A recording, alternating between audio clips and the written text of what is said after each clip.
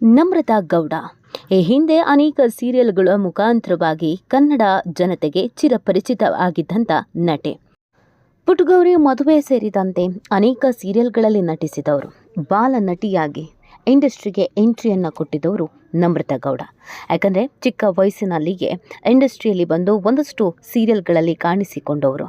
So ಈಕೆಗೆ ಸಿನಿಮಾದಲ್ಲಿ act ಮಾಡಬೇಕು, ಹೀರೋಯಿನ್ ಆಗಬೇಕು ಅನ್ನುವಂಥ ಒಂದು ಮಹದಾಸೆ ಇತ್ತು. ಆ ಕಾರಣಕ್ಕಾಗಿಯೇ ಈ ಇಂಡಸ್ಟ್ರಿಯನ್ನು ಆಯ್ಕೆ ಮಾಡಿಕೊಂಡಿದ್ದು. ನೋಡುವುದಕ್ಕೆ ಚೆನ್ನಾಗೇ ಇರುವಂಥ ನಮ್ರತಾ ಒಬ್ಬ ಅದ್ಭುತ ನೃತ್ಯಗಾರ್ತಿ ಕೂಡ ಹೌದು. ಇತ್ತೀಚಿನ ಸೋಷಿಯಲ್ ಮೀಡಿಯಾವನ್ನು ನೋಡಿದಾಗ ಈಕೆಯ ಒಂದಾದರೂ ಡ್ಯಾನ್ಸ್ ಕಣ್ಮುಂದೆ ಬರುತ್ತೆ.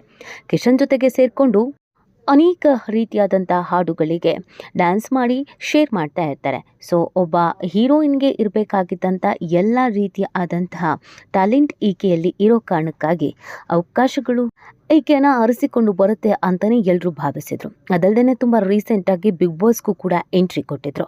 ಸೊ ಬಿಗ್ ಬಾಸ್ನಲ್ಲಿ ತನ್ನದೇ ರೀತಿಯಾದಂಥ ಒಂದು ಹವವನ್ನು ಸೃಷ್ಟಿ ಮಾಡಿದರು ನಮ್ರತಾ ಹೀಗ ಅಂತ ಅನಿಸಿದ್ದೆ ಬಿಗ್ ಬಾಸ್ನಲ್ಲಿ. ಕೇವಲ ಸೀರಿಯಲ್ನಲ್ಲಿ ಮಾತ್ರ ಈಕೆಯನ್ನು ನೋಡಲಾಗ್ತಾ ಇತ್ತು. ಸೊ ಅಲ್ಲಿ ತುಂಬ ಇನೋಸೆಂಟ್, ತುಂಬ ಡೀಸೆಂಟ್, ತುಂಬ ಸೈಲೆಂಟ್ ಅಥವಾ ತುಂಬ ಬೋಲ್ಡ್ ಅಷ್ಟು ಅನಿಸ್ತಾ ಇದ್ರು. ಆದರೆ ಯಾವಾಗ ಬಿಗ್ ಬಾಸಿಗೆ ಬಂದರೂ ಆಗಲೇ ತುಂಬ ಜನ ಗೊತ್ತಾಗಿದ್ದು ಈಕೆ ಬಜಾರಿ ಅಂತ. ಯಾಕಂದರೆ ಈಕೆಯ ತಂಟೆಗೆ ಬಂದವರನ್ನು ಅಥವಾ ಈಕೆಯ ಗ್ಯಾಂಗ್ನಲ್ಲಿ ಇದ್ದವರ ತಂಟೆಗೆ ಬಂದವರನ್ನು ಬಿಡ್ತಾನೆ ಇರಲಿಲ್ಲ. ಆ ರೇಂಜ್ನಲ್ಲಿ ಎಲ್ಲರಿಗೂ ಮಾತು ಕೊಟ್ಕೊಂಡು ಎದುರುತ್ರ ಕೂತ್ಕೊಂಡು ಆರಾಮಾಗಿ ಇದ್ದವರು ನಮ್ರತಾ. ಸೊ ಬಿಗ್ ಬಾಸಿಗೆ ಬಂದ ಮೇಲೆ ನಮ್ರತಾ ಬಗ್ಗೆ ಒಂದಷ್ಟು ಬ್ಯಾಡ್ ಮತ್ತು ಒಂದಷ್ಟು ನೆಗೆಟಿವ್ ರೀತಿಯಾದಂಥ ಕಮೆಂಟ್ಗಳು ಬಂದಿದ್ದೂ ಇದೆ. ಆದರೆ ಆಕೆ ಅದ್ಯಾವುದನ್ನು ತಲೆ ಕೆಡಿಸ್ಕೊಂಡಿಲ್ಲ. ಸಾಮಾನ್ಯವಾಗಿ ಸೆಲೆಬ್ರಿಟಿ ಅಥವಾ ಹುಡುಗಿ ಅಂತ ಅಂದ್ರೇ ಈ ಬ್ಯಾಡ್ ಕಮೆಂಟು, ನೆಗೆಟಿವ್ ಕಮೆಂಟ್ಗಳು ಇದ್ದೇ ಇರುತ್ತೆ. ನಮ್ರತಾಗೆ ಅದೇನು ಹೊಸದು ಅಂತಲೂ ಅಲ್ಲ. ಇದೆಲ್ಲವನ್ನು ನೋಡಿಕೊಂಡು ಬೆಳ್ಕೊಂಡೇ ಬಂದಿದ್ದರಿಂದ ಜಾಸ್ತಿ ತಲೆ ಕೆಡಿಸ್ಕೊಳ್ಳಲಿಲ್ಲ. ಡೋಂಟ್ ಕೇರ್ ಆ್ಯಟಿಟ್ಯೂಡನ್ನು ತೋರಿಸ್ಕೊಂಡು ಬಂದರು. ಸೊ ಈಗ ತುಂಬ ಜನ ನಮ್ರತರನ್ನು ಕೇಳ್ತಿರುವಂಥ ಪ್ರಶ್ನೆ, ನೀವೀಗ ಏನು ಮಾಡ್ತಾ ಇದ್ದೀರಾ ಅಂತ. ಸಾಮಾನ್ಯವಾಗಿ ಬಿಗ್ ಬಾಸ್ಗೆ ಬಂದವರಿಗೆ ಒಳ್ಳೊಳ್ಳೆ ಅವಕಾಶಗಳು ಸಿಗುತ್ತೆ, ದೊಡ್ಡ ದೊಡ್ಡ ಆಫರ್ಗಳು ಸಿಗುತ್ತೆ, ನೆಕ್ಸ್ಟ್ ಅವರು ನೆಕ್ಸ್ಟ್ ಲೆವೆಲಿಗೆ ಹೋಗ್ತಾರೆ ಅನ್ನೋದೊಂದು ಮಾತಿತ್ತು. ಯಾಕಂದರೆ ಬಿಗ್ ಬಾಸ್ನಲ್ಲಿ ಕಾಣಿಸಿಕೊಂಡ ನಂತರ ಅವರಿಗೆ ಅವಕಾಶಗಳ ಸುರಿಮಳೆಯೇ ಬರುತ್ತೆ ಅಂತ. ಹಾಗೆ ನೋಡಿದ್ರೆ ಈ ಬಾರಿಯ ಬಿಗ್ ಬಾಸ್ನಲ್ಲಿ ವಿನಯ್ಗೆ ಯಾವುದೋ ಒಂದು 2 ಸಿನಿಮಾಗಳಲ್ಲಿ ನೆಗೆಟಿವ್ ರೋಲ್ ಮಾಡೋದಕ್ಕೆ ಅವಕಾಶ ಸಿಕ್ಕಿದೆ. ಅದನ್ನು ಹೊರತುಪಡಿಸಿದರೆ ಸಂಗೀತಂಗಾಗಲಿ, ಕಾರ್ತಿಕಿಗಾಗಲಿ ಅಥವಾ ತುಕಾಲಿ ಸಂತೋಷ್ಗಾಗಲಿ ಇವ್ರು ಯಾರಿಗೂ ಆ ಥರದೊಂದು ಅವಕಾಶ ಸಿಕ್ಕಿಲ್ಲ. ಇನ್ನು ವರ್ತೂರು ಸಂತೋಷ್ ಹೆಸರು ಅಂತೂ ಸಂಪೂರ್ಣವಾಗಿ ಹಾಳು ಮಾಡುವಂಥ ಕೆಲಸವನ್ನು ಮಾಡಲಾಗ್ತಾ ಇದೆ. ಇನ್ನು ಸ್ನೇಹಿತ ವಿಚಾರವೂ ಕೂಡ ಅಷ್ಟಕ್ಕಷ್ಟೇ ಇದೆ. ಸೊ ಹೀಗಿರಬೇಕಾದ್ರೆ ತುಂಬ ಜನ ನಮ್ರತಂಗೆ ಪ್ರಶ್ನೆ ಮಾಡ್ತಾ ಇದ್ದಾರೆ, ಬಿಗ್ ಬಾಸ್ಗೆ ನೀವು ಬಂದಿದ್ದೆ ಮುಂದೆ ಅನೇಕ ರೀತಿಯಾದಂಥ ಆಫರ್ಸ್ಗಳು ನನಗೆ ಸಿಗುತ್ತೆ ಅನ್ನುವಂಥ ಕಾರಣಕ್ಕೆ. ಸೊ ಹೀಗಿದ್ಮೇಲೆ ನಿಮಗೆ ಯಾವುದಾದ್ರೂ ಸಿನಿಮಾದಲ್ಲಿ ಹೀರೋಯಿನ್ ಆಗುವಂಥ ಅವಕಾಶ ಸಿಗಬೇಕಾಗಿತ್ತು.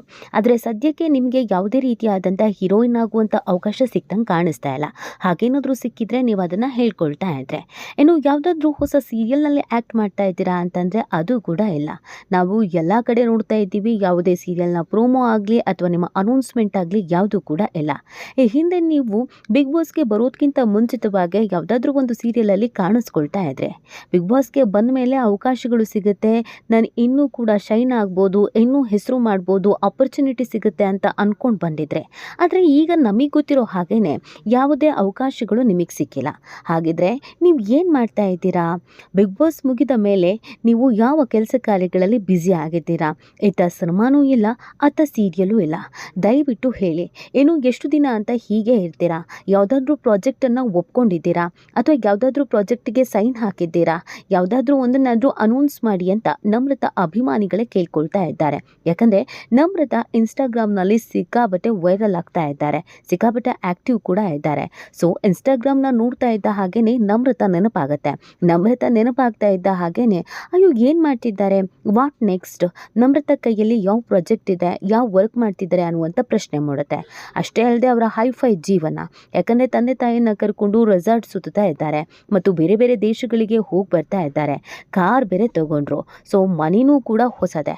ಹೀಗಿರಬೇಕಾದ್ರೆ ನೀವು ದುಡ್ಡು ಹೇಗೆ ಮಾಡ್ತಿದ್ದೀರಾ, ಎಲ್ಲಿಂದ ಮಾಡ್ತಾ ಇದ್ದೀರಾ ಅನ್ನುವಂಥ ಪ್ರಶ್ನೆಯನ್ನು ಮಾಡ್ತಾ ಇದ್ದಾರೆ. ಸಾಮಾನ್ಯವಾಗಿ ಒಂದು ಹೀರೋಯಿನ್ ಅಂತಂದರೆ ನಿಮ್ಮ ಮೈಂಟೆನೆನ್ಸ್ಗೆ ನಿಮ್ಮ ದುಡ್ಡೇ ಬೇಕಾಗತ್ತೆ. ತಂದೆ ತಾಯಿಯ ದುಡ್ಡು ಮೇಲೆ ಡಿಪೆಂಡ್ ಆಗೋಕ್ಕೆ ಕಷ್ಟ ಆಗುತ್ತೆ. ಸೊ ಹೀಗಿರಬೇಕಾದ್ರೆ ನಿಮ್ಮ ಮೈಂಟೆನೆನ್ಸ್ ಮಾಡ್ಕೊಳ್ಳೋದಕ್ಕೆ ನೀವು ದುಡಿಲೇಬೇಕು. ಸೊ ಸದ್ಯಕ್ಕೆ ಕೈಯಲ್ಲಿ ಯಾವುದೇ ಕೆಲಸ ಇಲ್ಲ ಅಂತಂದರೆ ಹಾಗಿದ್ರೆ ದುಡ್ಡು ಹೇಗೆ ಮಾಡ್ತಿದ್ದೀರಾ, ಏನು ದುಡಿತಾ ಇದ್ದೀರಾ ಅನ್ನುವಂಥ ಪ್ರಶ್ನೆಯನ್ನು ನಮ್ರತಾಗೆ ಸೋಷಿಯಲ್ ಮೀಡಿಯಾದಲ್ಲಿ ಮಾಡಲಾಗ್ತಾ ಇದೆ. ಆದರೆ ಇದ್ಯಾವುದಕ್ಕೂ ಕೂಡ ನಮ್ರತಾ ಉತ್ತರ ಕೊಡ್ತಾ ಇಲ್ಲ, ತುಂಬಾ ಸೈಲೆಂಟ್ ಆಗಿದ್ದಾರೆ. ಬಿಗ್ ಬಾಸ್ ಮನೆಯಿಂದ ಬಂದಮೇಲೆ ತನಿಷಾ ಹಲವು ಓನ್ ಬಿಸ್ನೆಸ್ಗಳನ್ನು ಮಾಡೋದಕ್ಕೆ ಶುರು ಮಾಡಿದ್ರು. ಇನ್ನು ಸಂಗೀತ ಕೂಡ ಅದು ಇದು ಅಂತ ಬ್ಯುಸಿ ಇದ್ದಾರೆ.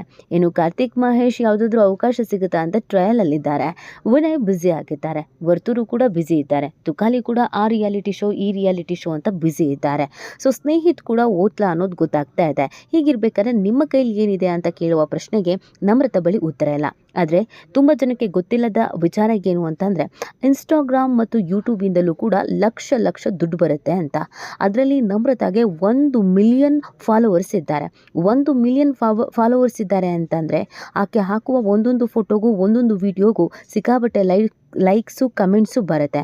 ಆ ಕಾರಣಕ್ಕೇ ಕಿಶನ್ ಜೊತೆಗೆ ಬಿದ್ದು ಒಳ್ಳೊಳ್ಳೆ ಹಾಡನ್ನು ಡ್ಯಾನ್ಸನ್ನು ಮಾಡ್ತಾ ಇದ್ದಾರೆ. ಸೊ ಹೀಗಿರ್ಬೇಕಾದ್ರೆ ವ್ಯೂವ್ಸ್ ಜಾಸ್ತಿ ಆಗುತ್ತೆ. ಏನಿಲ್ಲ ಅಂತಲೂ ತಿಂಗಳಿಗೆ 2 ಲಕ್ಷದ ಹತ್ತತ್ರ ನಮ್ರತಾನೇ ದುಡಿಯೋಕೆ ಶುರು ಮಾಡ್ತಾರೆ. ಯಾಕಂದರೆ ಅಲ್ಲೂ ಕೂಡ ಪ್ರಮೋಷನ್ನು ಅದು ಇದು ಅಂತ ಇದ್ದೇ ಇರುತ್ತೆ. ಸೊ ಸದ್ಯಕ್ಕೆ ತಿಂಗಳಿಗೆ 2 ಲಕ್ಷ ಅಂತೂ ಫಿಕ್ಸು. ಸದ್ಯಕ್ಕೆ ಇವ್ರ ಕೆಲಸ ಇದೆ.